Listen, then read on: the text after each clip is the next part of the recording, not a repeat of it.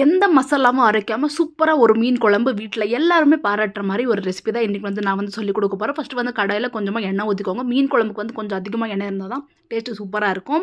கொஞ்சமாக ஒரு கொள்ளுக்கரண்டி எண்ணெய் ஊற்றிட்டு அதிலே வந்து வெங்காயம் 3 வெங்காயம் கட் பண்ணி வச்சது போட்டிருக்கேன். அது போட்டுட்டு கொஞ்சமாக வந்து கருவேப்பிலை போட்டுட்டு உரிச்ச பூண்டு வந்து 2 பூண்டு வந்து முழு பூண்டு உரிச்சது போட்டுட்டு நல்லா வதக்கி விட்டுக்கலாம். எண்ணெயிலேயே நல்லா வதங்கினதும் கலர் வந்து லைட்டாக ஆனியன் கலர் எல்லாம் சேஞ்ச் ஆனதும் அதிலே வந்து தக்காளி வந்து 4லேருந்து 5 தக்காளி வந்து நல்லா பழுத்த தக்காளி பெரிய தக்காளியை வந்து போட்டுட்டு சாஃப்ட் ஆகுற வரைக்கும் நல்லா அந்த எண்ணெயிலேயே நல்லா வதக்கிக்கலாம். வதங்கும் போது இன்னும் நல்லா வதங்க அதிலே வந்து கொஞ்சமாக கல்லுப்பு வந்து ஆட் பண்ணிக்கலாம். ஆட் பண்ணிவிட்டு நல்லா மிக்ஸ் பண்ணிக்கோங்க. அந்த ப்ராசஸ்லேயே வந்து நல்லா சாஃப்ட் ஆகிடும் தக்காளி எல்லாம். அதிலே கொஞ்சமாக மஞ்சள் தூள் சேர்த்துட்டு நல்லா வதக்கி விட்டுட்டு காஷ்மீரி சில்லி பவுடர் வந்து 4 டேபிள் ஸ்பூன் வந்து போட்டிருக்கேன்.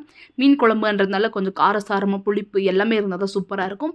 ஸோ வந்து காரமும் கொஞ்சம் கூட போட்டால் தான் நல்லாயிருக்கும். 4 டேபிள் ஸ்பூன் அளவு வந்து காஷ்மீரி சில்லி பவுடர், அப்புறமா வந்து தனியாத்தூள் வந்து 2 டேபிள் ஸ்பூன் அளவு போட்டுட்டு தேவையான அளவு தண்ணி ஊற்றிட்டு கொஞ்சம் திக்காக இருந்தால் தான் வந்து நல்லாயிருக்கும்.